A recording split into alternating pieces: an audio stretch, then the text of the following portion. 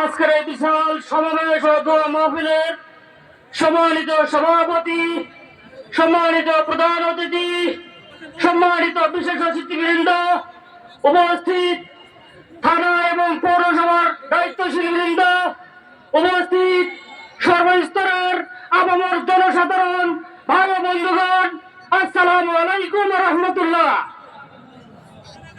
সম্মানিত ভাইয়েরা, আপনারা জেনেছেন আজকের এই প্রোগ্রাম আমাদের কি জন্য? বাংলাদেশ জামাত ইসলামীর উদ্যোগে 2006 সালের 28 অক্টোবর ঢাকা মহানগর কর্তৃক আয়োজিত এক বিশাল সমাবেশের আয়োজন করা হয়েছিল। সেই সমাবেশকে বানচাল করার জন্য বাংলাদেশ আওয়ামী লীগের নীল নকশা অনুযায়ী সমাবেশে পরিকল্পিতভাবে হামলা চালিয়ে আমাদের অনেক ভাইকে আহত করে, অনেক ভাইকে নিহত করেছে। সম্মানিত উপস্থিতি ভাই সব, সেই সমাবেশে শুধু হামলা করাই তাদের টার্গেট ছিল না, তাদের টার্গেট ছিল আমাদের জামাতের দেশকে নেতৃত্ব শূন্য করে দেওয়ার।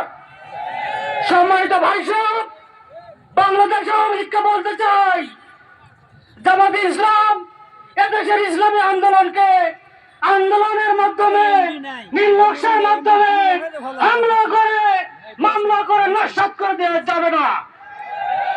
সম্মানিত ভাই সব, তার ধারাবাহিকতায় পিলখানায় হত্যাকাণ্ড চালিয়েছে খুনি হাসিনা।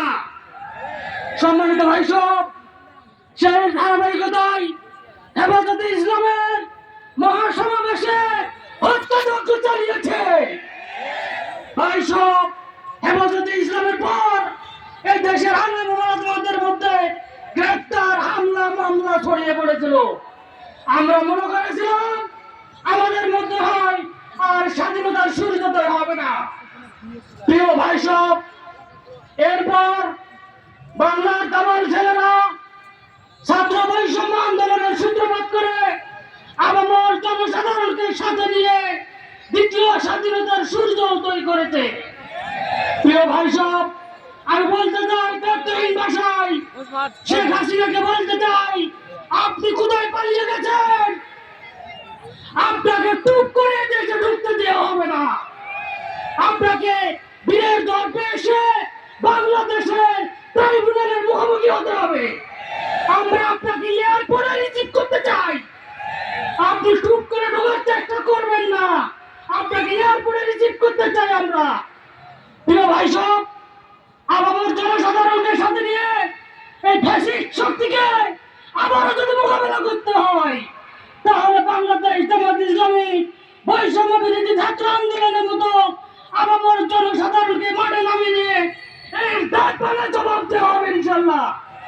সম্মানিত ভাই সব, আজকের এই প্রোগ্রামে উপস্থিত হয়ে আপনাদের একান্ত মেহরবানিতে আমাদের এই প্রোগ্রাম সাফল্যমণ্ডিত করার জন্য মোবারকবাদ জানিয়ে আমার বক্তব্য শেষ করছি। আসসালামু আলাইকুম ওয়া রাহমাতুল্লাহ।